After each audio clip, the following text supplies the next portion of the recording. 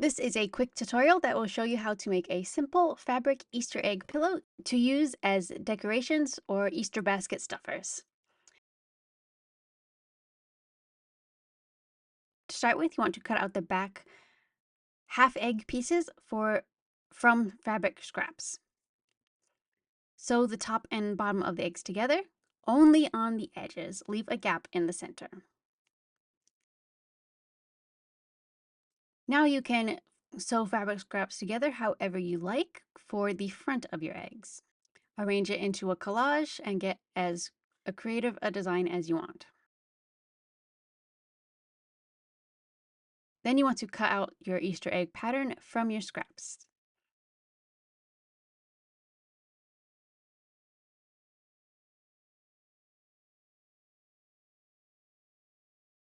Now you want to sew the front and back of your little Easter egg pillows together.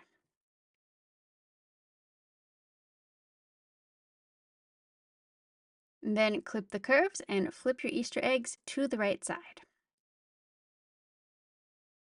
Now it's time to stuff your pillows. You can use whatever you want to stuff your pillows. I like to use little bits of leftover fabric scraps that are too small to use for anything else.